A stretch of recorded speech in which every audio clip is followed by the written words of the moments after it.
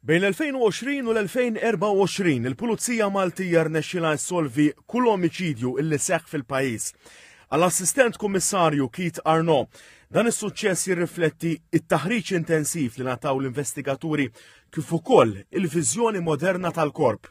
Meta ngħid l-approach hija il-mod ta' kif ma' żmien l-investigaturi fi dan l-iskwadra ġew trenjati talmu minn każijiet oħrajn, talmu mill-esperjenzi anke li kellhom meta kellhom investigazzjonijiet konġunti ma' pajjiżi oħrajn u ma' entitajiet oħrajn, u talmu wkoll kif fl-ewwel sigħa ta' investigazzjoni kif bl-aħjar mod possibbli tipproċessa crime scene. L-investiment fit-taqsima forensika, teknoloġija moderna u l-intelligenza analitika kollha għennu sabiex kull dejta miġbura tiġi marbla, ħaġa li tkompli tagħti x-xhieda ta' riżultati pożittivi.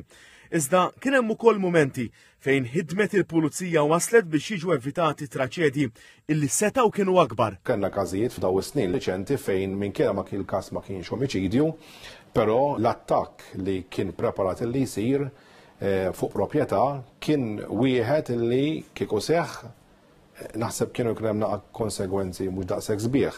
Però grazzi għall-investigazzjoni li saret mill-pulizija waslet għall-arrest tal-persuna f'qasir żmien, però u grazzi għall-istess arrest żgur li ġew evitati attakki oħra simili ġewwa t-toroq tagħna. Is-Sur Arnaud jenfasizza wkoll li l-kooperazzjoni internazzjonali hija essenzjali għal ġlieda kontra kriminalità internazzjonali u għalhekk jisħaq li l-ħidma ma' aġenziji bħall-Interpol hija kruċjali. Koordinazzjoni ma' barra egej ma tistax ma jkollokx. U fil-fatt il-Pulizija Maltija għandha koordinazzjoni b'saħħitha ma' aġenziji internazzjonali oħrajn u anke pajjiżi oħrajn li bija nkunu nistgħu mhux biss nitgħallmu, mhux biex immorru nieħdu training għandhom jew jiġu hawnhekk u jtuna training hawnhekk, imma anke f'każ ta' investigazzjoni infittxu kooperazzjoni tagħhom jew anke huma ġieli jfittxu tagħna wkoll. Il-ħidma tal-pulizija tiġbor fiha ħafna sfidi.